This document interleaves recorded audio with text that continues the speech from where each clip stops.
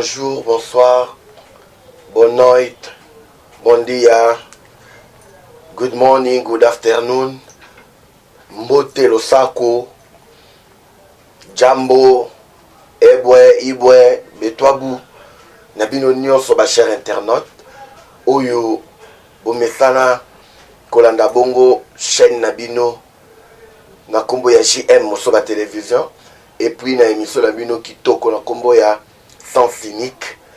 Na pesi mbote na équipe technique na Mobimba Dimitri Bonganya ainsi que ba concert na ba confrère nyonso na pesi ba mbote José Merlino Mosoba mon formateur ainsi que za kona na Suisse na pesi mbote et puis na pesi ba félicitations na Joseline Monica Mosoba Ndoi ya mama mamu na pesi yo ba félicitations pour na diplôme ya bac na yo aux Zaki na pesi yo merci félicitations et puis courage toujours na oyo zoko sala et puis na pesi joyeux anniversaire na ba o nyonso babotama mokona lelo et puis mingi penda na Jason Mosoba o autuko ko 14 ans na ye na pesi ba joyeux et anniversaire et kene musika et puis na pesi batu nyonso oyo boyebi que bientôt là tozo fêter dans les 1er août et dans la fête des parents et puis fête de mort ba oyo ba kenda ko bungisa ba cimetière pour na ba oya bango cher ba kufaki ainsi que na ba parents nyonso ya monde na pesi ba mbote mama Bijou Kinzinga kuda na Genève na pio mbote na pesi mbote mingi na famille Mukendi et puis famille Kabamba Mobimba na pesi bino mbote. Chers internautes, eza bongo ngai Signora Carmotero Zambrota Constantino di Okarakasta Omakarazimantali d'Afrique centrale 36e chambre de Shaolin ye l'homme dépendant teke na ye lelo nauti moi convalescence maladie nzoto na ebike bobengi Jean-Pierre Sikoza kuna Dubai obengaki na agence no Mobimba na ye lelo nazongi Signora Carmotero merci na ba oba soutenir kinga lelo boyebi que na monde ba ndeko na biso ba musulman baza bongo na carême ba otaki koza na carême so elekaki oyezaki bongo Ramadan tosalaki émission na bino bolandaki yango et lelo bazali en pleine carême ya Tabaski toyokaka Tabaski mais toyebi te soki ezali nini nde lelo tokendaki na recherche ya kokutana na imam moko oyo lelo tokobeta na ye lisolo ya Tabaski nalingi nanga na bino to découvrir sikoyo. Bonjour imam. Bonjour. Bino bopesa ndeni biso topesaka assalamu alaikum wa rahmatullahi wa barakatuh kimia mawana mapambuli ya nzambe ezala likolo na bino. Soki yo lobi bongo mutu wana musu alobani yepe ozongisi wa alaikum salam wa rahmatullahi wa barakatuh kimia pe nzambe na mapambuli ezongela bino. Donc salam c'est plus que même bonjour parce que salam ezali na kimia ezali na bénédiction ya nzambe kobanda ebande la journée tina suka yango wana rasul sallallahu alaihi wasallam ayaki konstaurer loko wana po affection bolingo ekobana katikati ya bandimi. Cela veut dire islam en soi est dans le kimia. C'est pourquoi on a tout souhaité que batunion sur ceux qui t'écoutent les musulmans tu peux s'en aller salam wana. Donc c'est plus que même bonjour. C'est pourquoi Rasul sallallahu alayhi wa sallam alobaki la tadkhulu jannata hatta tu'minu. Boko ki kokota kembo tolo la yanzambe te kino boko ntimaye wala tu'minu hatta tahabu pe boko ki kozala bandimite kino bo manifester bolingo katikati na bino. Awala adulukum ala shay'in idha fa'altum tahabbtum olingina yebisa bino eloko oyo soki bozo sala yango souvent katikati na bino ki bondeko affection ekokola afshu salama bainakum obanda kopesana ka salamu wana ngonga nyonso bozali kokutana yango. C'est ainsi biso ba musulman soki tokutani plusieurs fois topesana ka assalamu alaikum wa rahmatullahi wa barakatuh.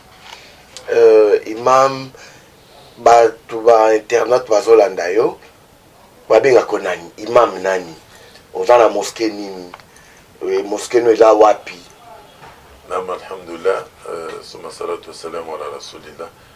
Ngai nazali imam Anzurun Jalaluddin. Bele ba musuba bengi baba kisaka Rajab. Donc nazali imam titulaire précisément na mosquée ya Istiqama ya Isik na Rompo Wileri. Donc na commune ya Lingwala. nayoki komona mpe molai siko kombo bamisilema kuna na kati ezapi Kombo ya bamisilema ezali Jalaluddin nde na Rajab. Donc ezali lokumu lumière to lokumu ya religion de sens wana.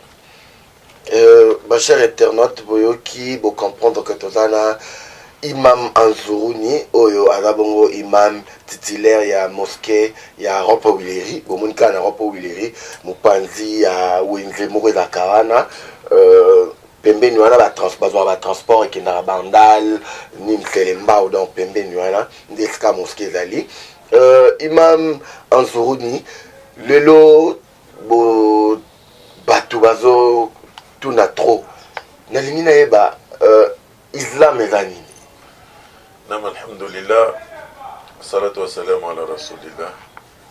Makumisi mazali makolo nzambe tosingi kimia mawanai ekitaute ya prophète na biso Muhammad. Islam ezali nini? Na tango ya Rasul sallallahu alayhi wa sallam, prophète Muhammad mkomo kwa fandaki. Alors Allah subhanahu wa ta'ala nzambe na ngulu nae alingi kotangisa batu ba comprendre islam.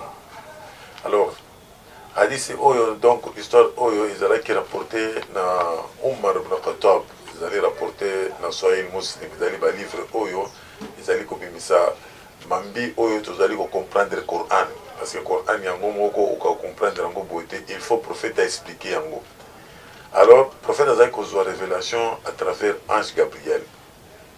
Alors tango Rasul sallallahu alayhi wa sallam komo kazalaki ya kofanda na ba compagnon na ye fatana alayhim rajulun shadidu bayadu siyabe, mobali wana azalaki kolata bilamba ya pembe makasi, shadidu sawadu sha'r, pe azalaki na suki ya mwindu pe lingami, la yura alayhi asaru safarin wala yarifu ahadu mina. Donc Umar nde azalaki compagnon ya prophète.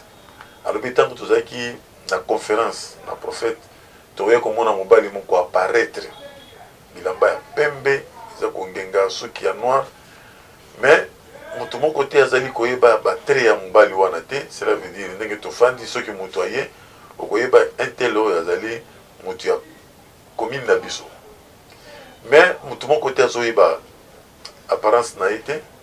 Et puis soki azalaki pe voyageur alingaki amonana na bapoussière na nzoto na ye, mais azalaki na bilamba ya pembe, c'est comme mutu moko abimeleka pembeni awa. Donc azalaki koemerveille bato. Et que mobali wana ntango aye fajalasa ila nabii sallallahu alayhi wa sallam, mobali wana akendeki tout droit esika prophète afandaki to mawa nzambe kimia pe mapamboli ya nzambe ezali likolo na ye. Mobali wana afandi fa asnada rukubateyi ila rukubateyi, akei kotutana kojoindre ba genou na ye na ba genou ya prophète. O prophète azalaki ya kofanda na se ndenge biso bamizima tofandaka, ye pe ajoindre ba genou na ye et contre ba genou ya prophète. Wa wada kafaihi ila fakhzeyi, azwi maboko na ye atie na ba likolo ya bakwisi na ye. Faqal, nde abandi kotuna prophète, ya Muhammad akhbirni anil islam. Alobi yo Muhammad yebisa ngai, tangisa ngai à propos ya islam ezali nini, ndenge mutuna oyo tukotuna.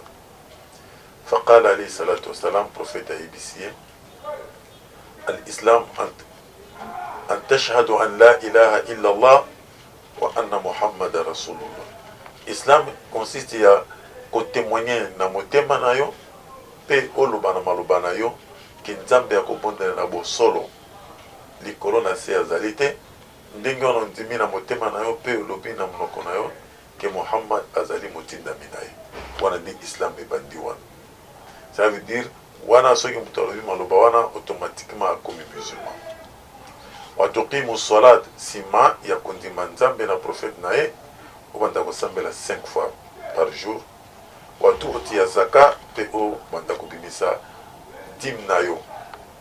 Watasuma Ramadan pe okangaka ramadan na yo na chaque année une fois watahujja albaiti in istata'ta ilayhi sabil pe okende kosala visite na Mecque tokoyaka na yango inshallah na mutu oyo azali na makoki.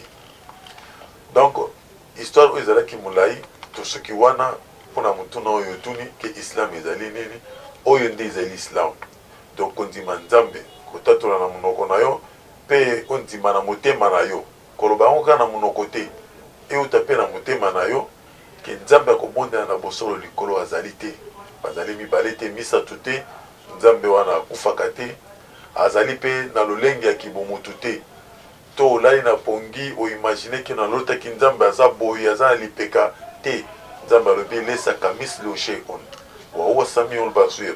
Nzambe ye azali na eloko moko te akokani katikati ya bikelamu nyonso me ye ayokaka mpe amonaka.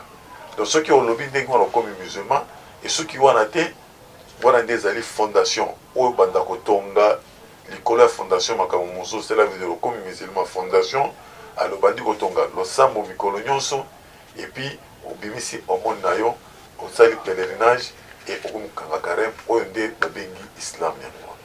Donc ce qui te comprendre bien ezali islam ezali eza kobanda tangu ukati oyo bobenga nini nteleka ukati nteleka na yo après nde obandi kotelemisa prière 5 fois obandi kopesa zakat na yo olobi wana nde okomi musulman. To comprendre déjà que ntango otangi olobi moto wana bimaki akendaki epai ya prophète avandaki Mohamed Mahomet oyo tobengaka Mahomet mais sikoyo nangi natuna olobi awa Mahomet azalaki prophète ya nzambe bongo te nayoki mpo zoloba mawa mpe ngolu elanda ye esika azali na libota na ye mais sikoyo tolanda na bahistoire ya 4e baloba Mahomet akufaka te me bangulu nde baliaka yango bino boliaka ngulu te. Est-ce que eza bongo? Non, alhamdulillah. Et d'abord nini eloko nyonso eza na histoire na yango. Donc histoire kaka bakolo likambo wana nde bakoyebisa bato. Eloko ya liboso na ngina na rectifier na baoyo bazali kolanda biso ke kombo na ye ezalaka Mahomet te, kombo na ye ezalaka nde Muhammadun sallallahu alayhi wa sallam nde kombo oyo bapesaki ye. Signification yango ezalakisi digne d'être loué, cela veut dire digne de louer ye oyo alingaka kokumisa nzambe de sens oyo na arabe eye na ko Mohammed cela veut dire loué Muhammad oyo alingaka kokumisa nzambe de signification yango lokola Ismaïl oyo nzambe ayokelaki ye omoni.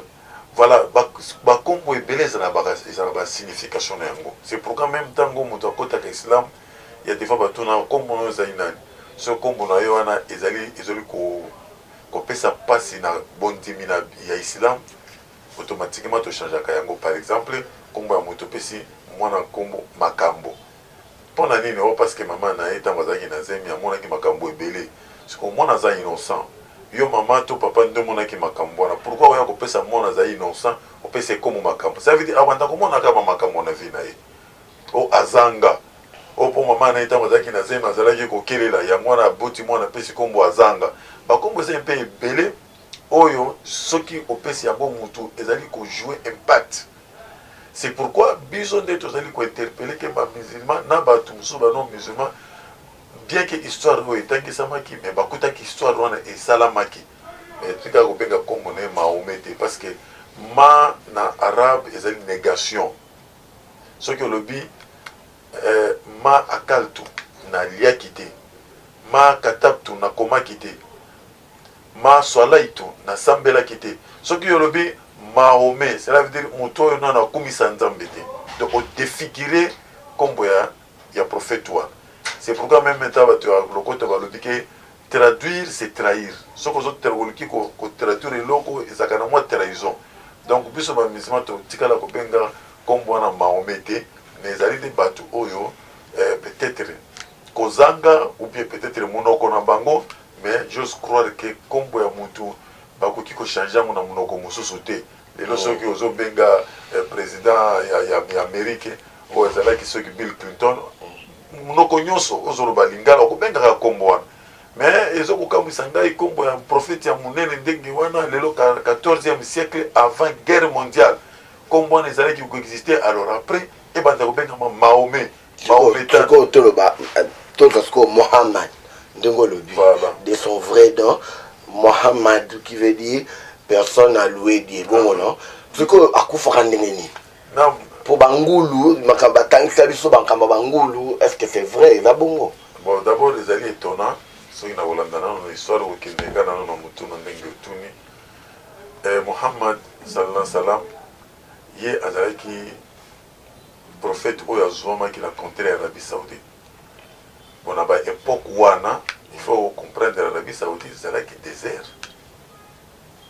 n'est-ce pas motu moko akocontredire nga yango aza te est-ce que na kati ya désert ngulu akokovivre te bango nde batuni sikoyo nde motuna wana sikoyo nde tozozongisela bango na motuna oyo bango mpe baza batuni baconcevoir makambo oyo batunaka est-ce que na désert ngulu akoki kovivre rien ngulu avivraka na terre oyo ezali marécagé donc ozomona même na kati ya science to histoire to na kibomutu eloko wana ekokota te ekosimba te donc par conséquent ezali bato oyo baza na motema mabe pas que c'est seulement motema mabe te mais eza bato oyo bacomprendre eloko bango bazali koloba te soki balingi bavilipande mutu il faut bamema eloko makambo oyo ata oyo ekoki kozala ata pembeni na vérité to na réalité na yo te bakoloba yango alors yango na tozongiseli bango keno bakoka kocomprendre ke eloko wana ezokokota te na bongo ya mutu donc Allah subhanahu wa ta'ala alobi wama muhammadun illa rasulun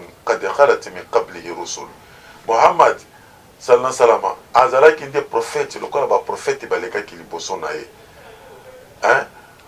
soki babomaki ye to akufaki est-ce que bato bakoki kozonga na ignorance na bango version ezolakisaki prophète Muhammad sallallahu salam ye azalaki ange te azalaki mutu ndenge Allah subhanahu wa ta'ala azali koloba ngo na maintes reprises nomona na ye moko alobeki innama ana basharun mislukum nga nazali mutu lokola bino lakini yuha ilayya différence ezali parce que yazwaka révélation prophétie donc prophète akufaki liwa normal liwa na ye ezalaki souci ya kolongola bato na impact ya obscurantisme ya ignorance ya polythéiste kobondela bato ya mokili kobondela bikeko kobondela bamabanga donc azalaki na souci wana chaque fois azalaki kokota mingi kekumbi mpona komédite ndenge akoki kolongola bato wana na kati ya molili wana donc migraine ya fièvre ya réflexion makasi nde yango na ebandaki kopesa traumatisme à l'âge ya 33 ans na nsima ya kosilisa prophétie na ye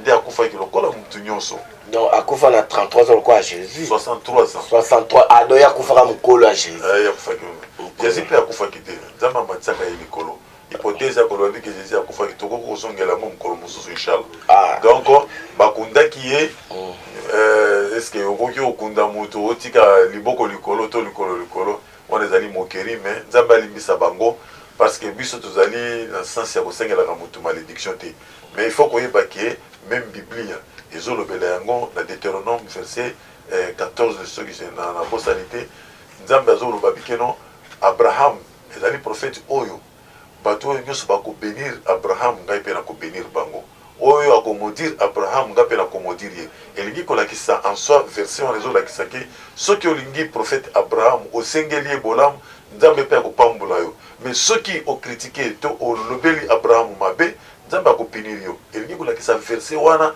ezali applicable ti lelo ti na mokolo ya suka donc moto nyonso quiconque osera à un certain prophète azali maudit donc soki lelo oyo chrétien soit disant ozoloba ke non prophète wana Mahomet ndenge bango balobaka baliaki ye na ngulu ezali ironie cela veut dire ozali kosemoke na prophète pas même osemoke na prophète mais osemoke nde na nzambe alors soki osemoke na nzambe suka sor no ezali mais ce que onobi olobi awa olobi ke prophète nani Abraham mais biso na baprophète na Bible totanga ete comme prophète totanga eka père de la foi akomi epa na bino aza prophète to ndenge nini mais baprophète nyonso oyo nyonso nzambe atindaki bazali bakoproclame bomoko ya nzambe bazali baprophète.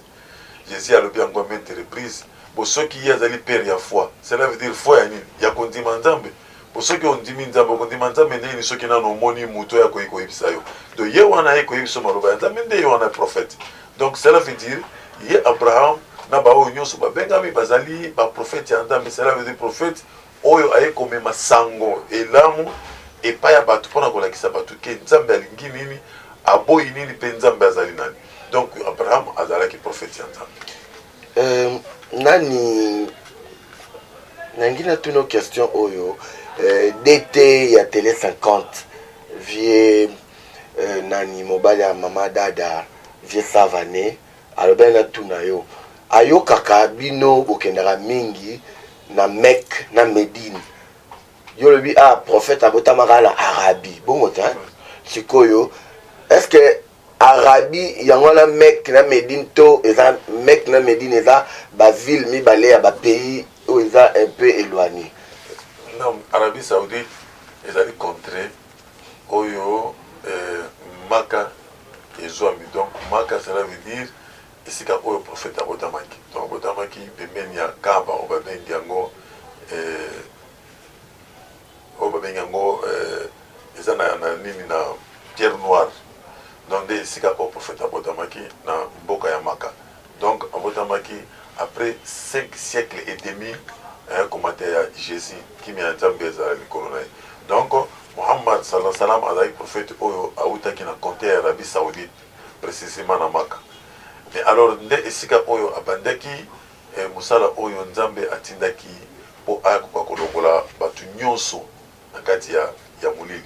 Donc Muhammad sallallahu alaihi wasallam azalaki prophète ya barabe te, azalaki prophète nzambe atindaki pour l'humanité entière, au détriment ya baprophète mosusu. Baprophète mosusu bayaki ilima mpona bacontre, bamosusu bayaki mpona famille.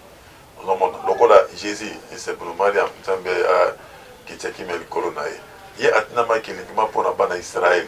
Soki mikolo kozala tokoya koexplike yango malamu.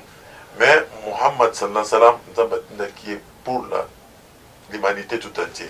Nzambe alobi na 7e chapitre du Coran, verset 158, nzambe alobi wama arsalnaka illa rahmata lil alamin, totindaki yo Muhammad ozala miséricorde motei pe mokebisi pour la totalité du monde entier. Donc ye ayaki mpona contraire ya arabe te. Alors ntango abandaki mosala na ye ezalaki nde na Maka, parce que kuna nde ezalaki vraiment source ya bato oyo vraiment bazalaki kodesobéir nzambe. Alors na nsima ya mosala wana bapasi eyaka mpona baprophète ndenge bamonaki, nsima nde akendaki kosala nini, kose dirige na Madina. Donc Madina wana nde ezali sikoyo deuxième ville oyo prophète sikoyo akendaki à s'établir, islam mesure force po akwa kozonga lisusu na Mecque. Donc Mecque na Madina ezali deux villes oyo ezali un peu moins de distance monene na katika ya Arabie, na kati ya Arabie Saoudite. Yango tomona lelo bokoma na bashirk tomona apparemment de islam ekoma na des écoles pour tomona ba misusu bandimaka bato misusu bazalaka na prophète, ba misusu bandimaka bato misusu bazalaka na prophète te. Lokola na pesa exemple lokola ya Aliou, différence ya Aliou na mwana ya nani ya prophète oyo abotaka po Aliou azalaka cousin na ye, non? Cousin ya prophète, mais est-ce que mwana ya mwasi ya prophète, donc soko ke omona ndenge na landeli omona ba oyo bazala côté ya Mecque baza pe na façon mosusu ya religion, et puis ba pe bazala na Madina baza pe na façon mosusu. Nayebi te soki bino pe bozala na kati wana. Non, eloko ya liboso d'abord islam ezali moko indivisible, mais c'est seulement peut-être batou. Et puis lelo soki mutu asali mbeba ezali koimpite yango na islam te, eza mutu ye moko na conception na ye, parce que nzambe alobi ya di mayasha wayudilu mayasha, nzambe akitaka oyo alingi mpe atikaka mutu na libunga na oyo alingi. Effectivement Ali azalaki nefe ya prophète, depuis prophète afandaki na bacompagnon na ye vivant na ye islam ezalaki indivisible mpe bato nyonso bazalaki na mawa katikati na bango. Ntango prophète akufaki atikaki sikoyo succession babenga bakhalifa basuccesseur donc ezalaki na Abubakar Siddiq radiallahu anhu ye akambaki epuis bato nyonso bazalaki na paix na unité. Na nsima ya Abubakar akufaki liwa ya Norman Omar ibn Khattab ye aye ko remplacer ye mpe agouvernaki arestaurer loi ya mutu nyonso esclave mwasi nyonso kopesa badime donc islam mpenza ezongaki mpe bato nyonso bazalaki en bonne et due forme en harmonie.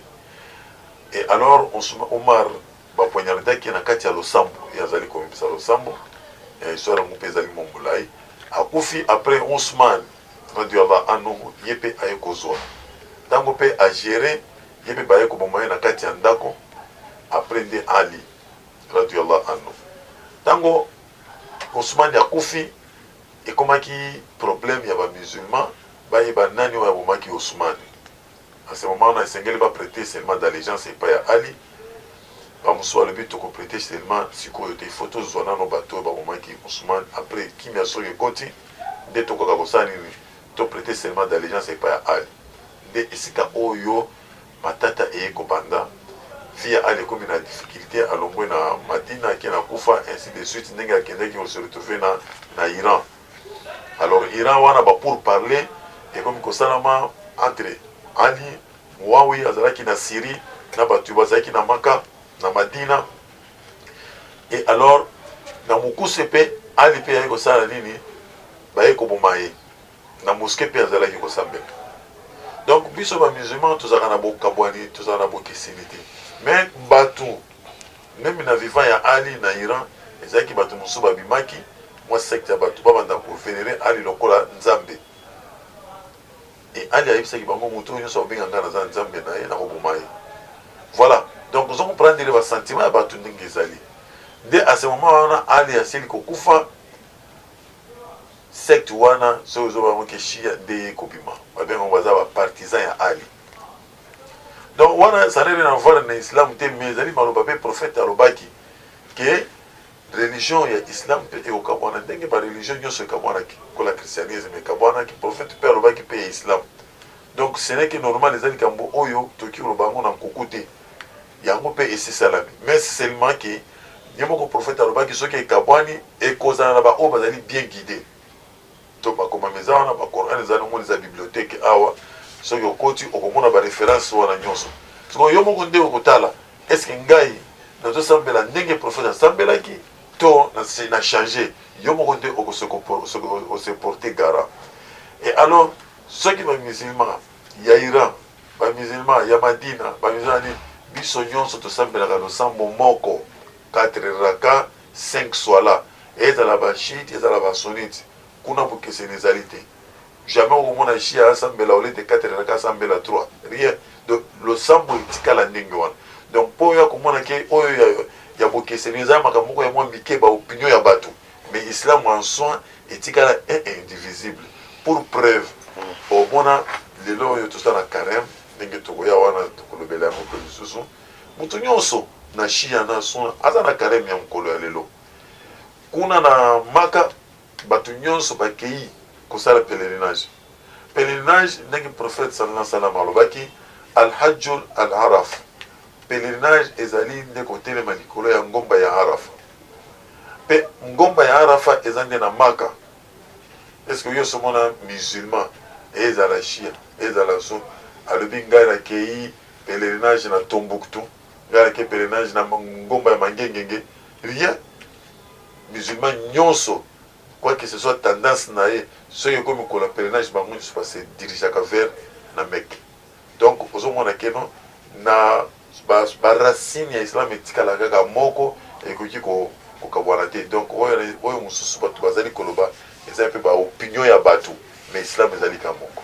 Sikoyo na pandémie oyo toza nango ya COVID-19 est-ce que pèlerinage wana na Maka ezosalama ndenge nini po bato mosusu babandaki komituna babio bakomele bango mikanda balobi ke bakotya bakota oyo ba délégation ekokende kuna expliquer biso nini par rapport ya temps oyo ya covid po kuna mpe baape touchette.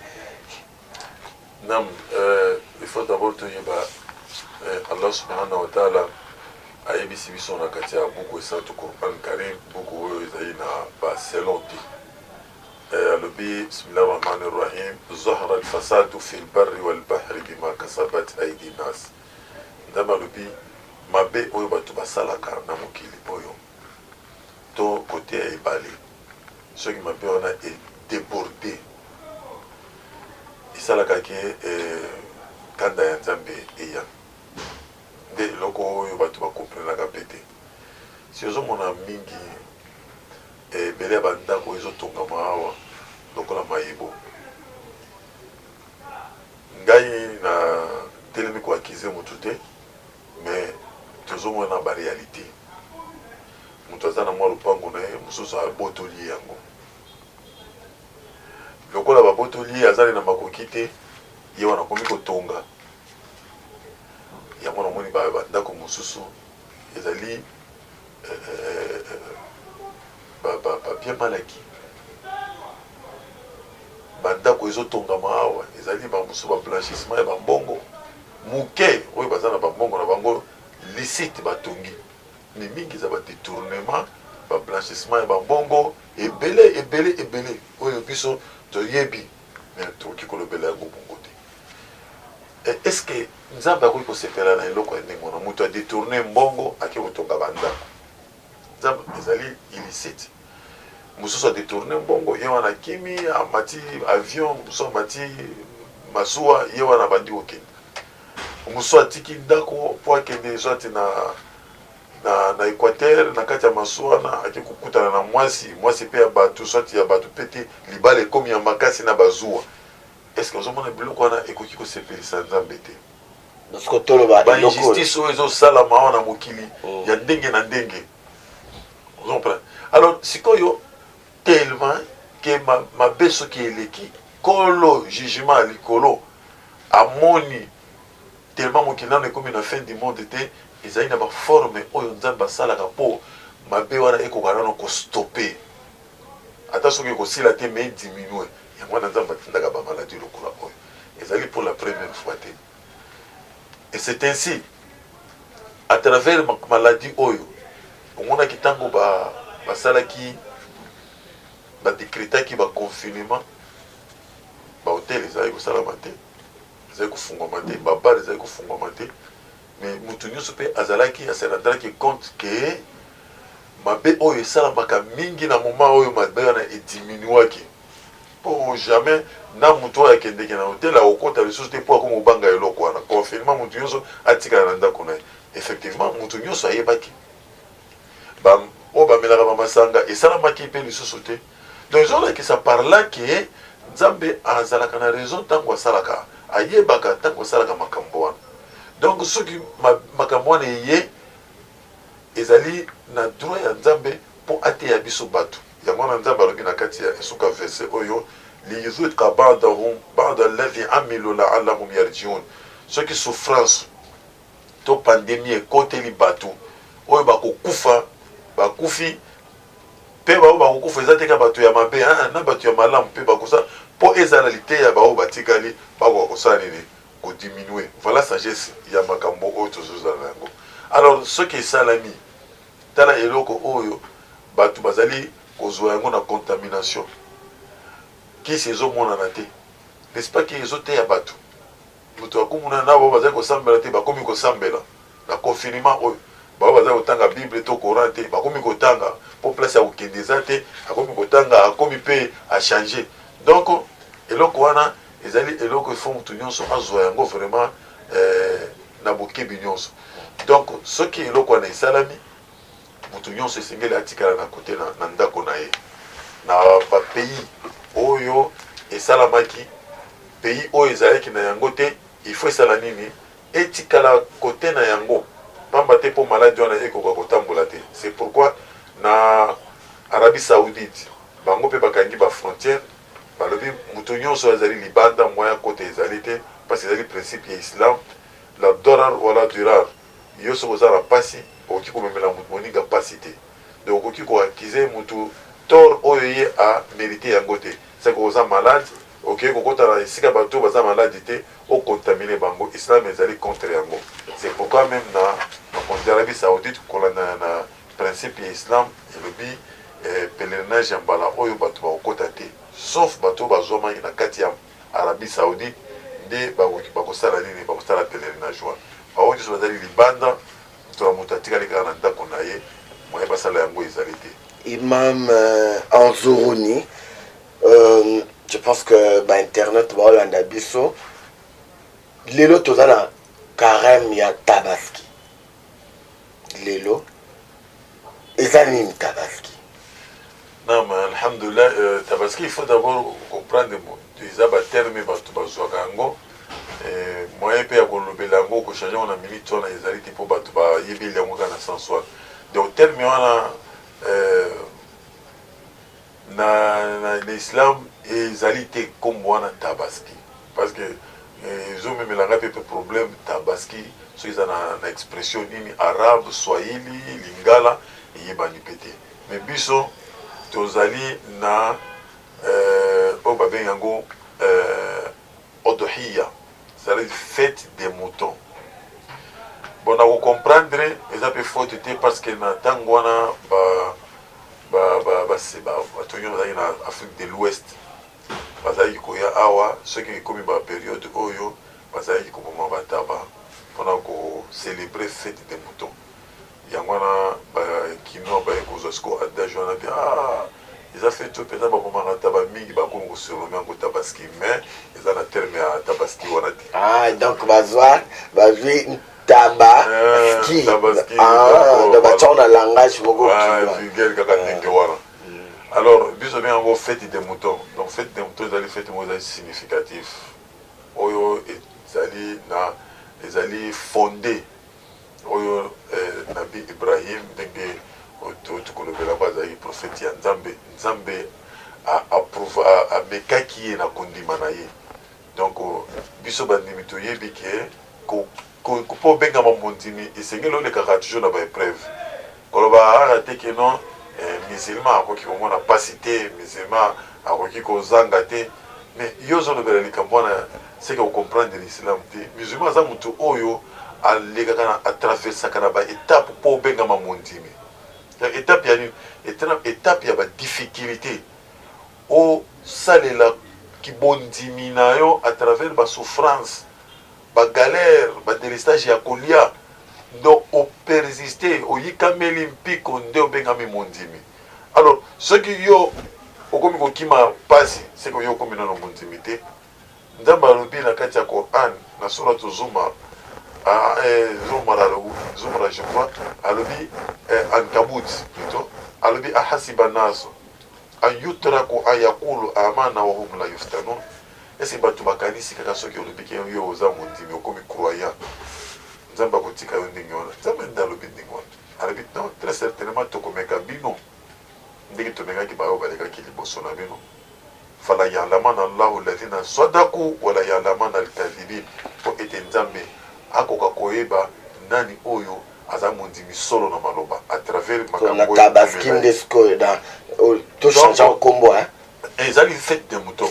Fête des moutons ko bato ba obenga opeka fête des moutons to pe na arabe na kombo. Non, arabe ezali adohaya. Fête ya égorgement. Donc on a pour fête des moutons. Donc ce qui moto a souffrir tant on a il faut akata mouton ta. Non, c'est quoi souffrance wana ezalaki Nzambe amekaki ntoma na na bita Abraham.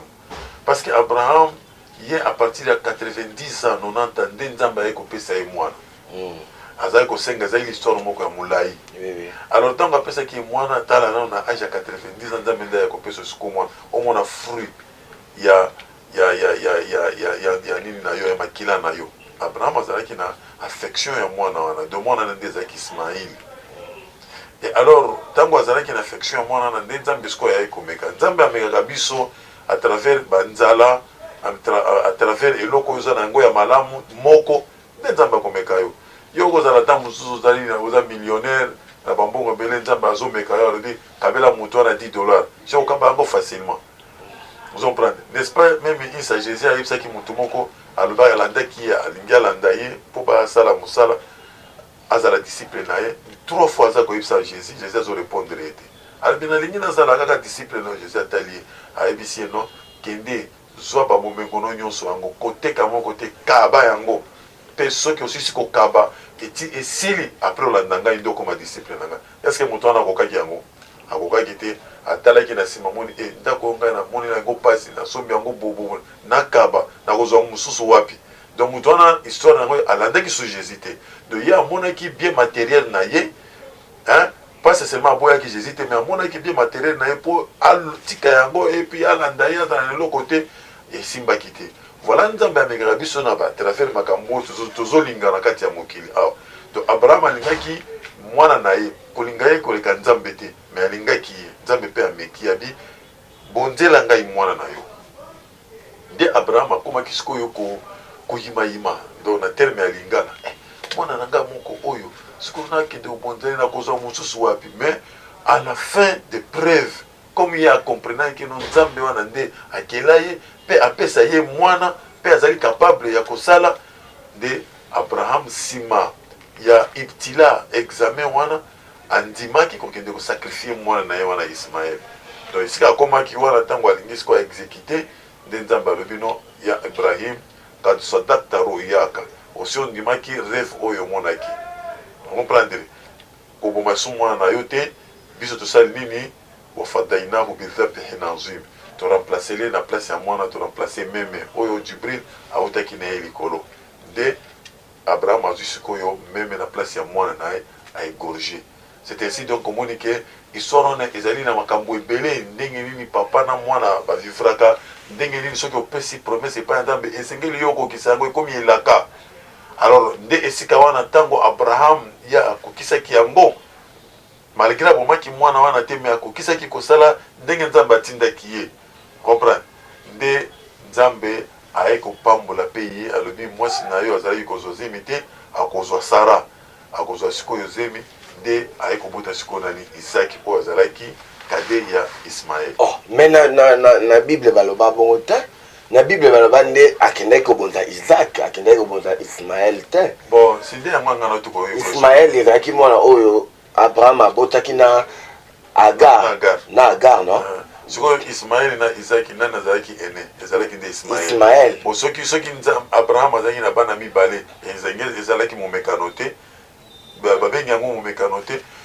momekano parce que azalaki na mwana kaka oyo moko et puis Ismaël et Isaac babengi fils de promesse ni oyo Abraham asalaki yango liboso ya nzambe akokisaki nde récompense nzambe afuti non ezalaki Isaac te nasi bachers internautes bacomprendre ke tokozwa temps opesi mwa basujet ebele tokozwa yango maintenant tabaski olobi eza tabaski te donc tabaski ezali déformation ya bacongolais ndenge tozwa awa eza fête de mouton ezali euti na histoire ya Abraham na mwana na ye oyo abotaki Ismaël maintenant sikoyo ça dure combien de temps tant ozalaki l'autre fois mpona nini mpona carême eutaki oleka awa ya Ramadan ima moto yambaki alobaki Ramadan ezwaka 30 jours 29 jours selon calendrier linéaire sikoyo oyo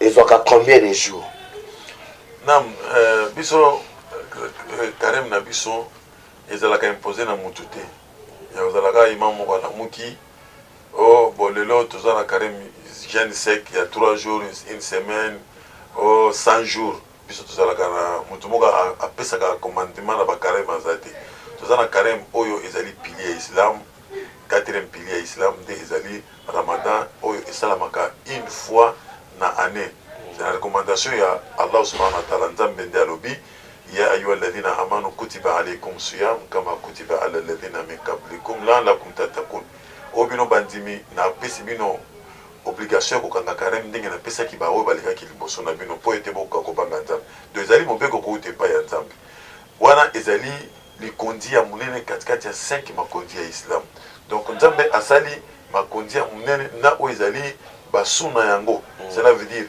okoki ko sambela 5 prières mais ezali na le sambo ya surrogatoire mpona kobongisa oyo pilier ya monene ya losambo. Et puis tozali na deuxième troisième plutôt tozali na zaka omoni légal nzambe mpe asaleli yango na oyo akoka kopesa yango te akoka kopesa baswadaka mpona kobongisa oyo ya monene.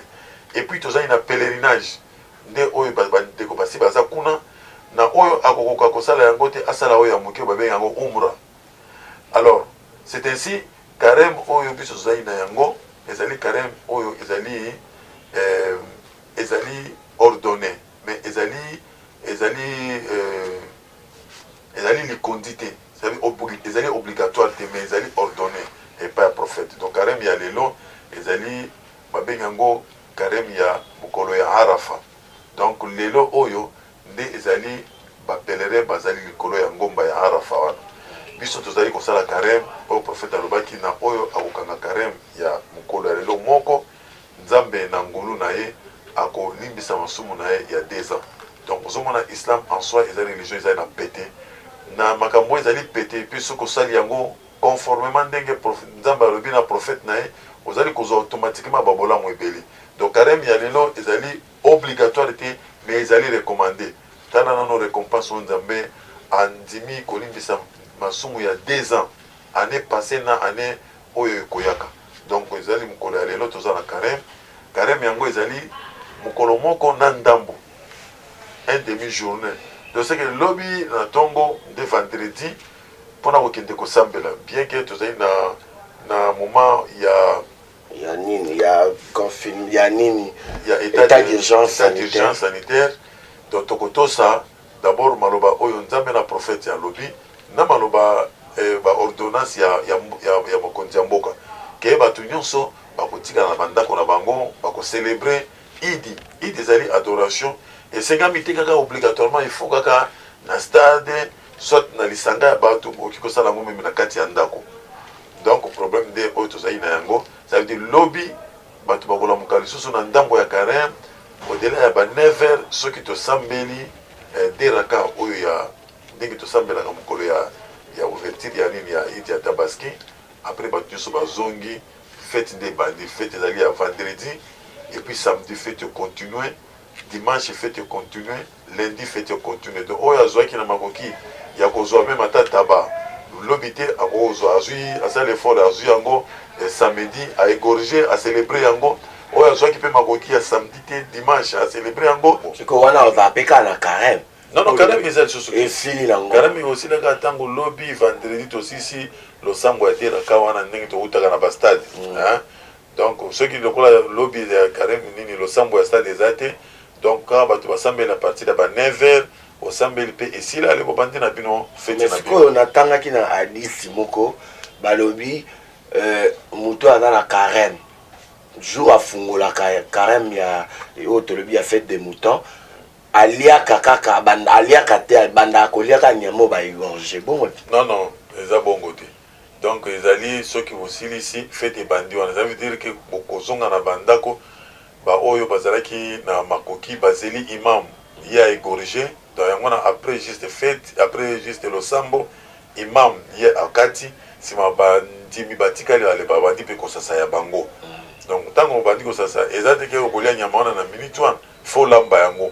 Mais entre autres ba ji ezali mwa ba beefsteak banini okoka kolia ba o baza na moto te obandi na kolia normalement ndenge kaka bato ko imam Anzuruni nayebi ke tokozongela yo concert na ngai Christela Bolanga yaza na Mosoba Shalom TV akoya koluka yo po bo tourner ne émission moko sur origine de Dieu. Mais okoki kopesa conseil nini na ba musulman oyo ya monde entier oyo va passer tous les deux fêtes na ba confinement na ba état d'urgence sanitaire message nini okopesa bango tala pena kuna loba na bango bayoka. Na koyebisa ba musulman en particulier que situation oyo ekomeli biso ezali momekano kote pa ya nzambe il faut musulman nyonso alakisa persévérance ya kondima na ye pe tondimaki wi maladi wana ezali pe biso bato ya liboso tozwa yango te. Islam esi elobi yango pe ba peuple oyo bavivraki liboso na biso basi bamona yango mpe ekozala suka te biso tondimi yango keno ezali momekano oyo nzambe azali kopesa katikati ya bikelamu na ye mpo ete bato bakoka kozonga kosenga bolimbisi kotubela mpe kochange ezalaka kosenga tubela te me kochange lisusu habitude so ozalaki motu moko ozali kotambusa bomoi na ndenge ya mabe me omoni combien de bato lelo bakufi me yo nzambe nano azwi yo te ezali interpele yo ke obongisa bizaleli oyeba mpe kobanga nzambe confinement oyo soki esili kocontinue lisusu badesordre wana te parce que olobi keno confirme esili ndenge nakomi komona awa badegrete fin des gens sanitaires batebale bato babandima na moko na bapart c'est que bocomprendre te parce que nzambe soki azopesa biso eloko soit etumbu eyali mpo édike eréadike bato tokoka koyeba ndenge nini akoki kobongisa bizaleli na biso donc c'est pourquoi omoni islam kolekana na monoko ya rasul saa salam alobi na biso itakillah haithuma kunta bobanga nzambe esika bino nyonso bozwami wa atbingo seyi'atan hasanatan tamhuha na nsima ya makambo ya mabe bongi sala misala ya malamu mpo ebuma mabe oyo yo osalaki nde eloko nzambe alingeli biso to après confinement tosengaki babolimbisi barepentance bato bakomprenaki monene ya nzambe e soki confinement esili tolandisa sikoyo misala ya malamu tochange babizaleli ya malamu wakhalik nasa bihulkin hasan mpe tokoka kozala sikoyo na bizaleli ya malamu epai ya bato bongo imam Anzuruni nangina loba oyo eza émission sans cynique elekaka na JM Mosoba télévision bongo okoki koloba nini mpona émission oyo na bato baolanda yo eza émission sans cynique okoloba na bango nini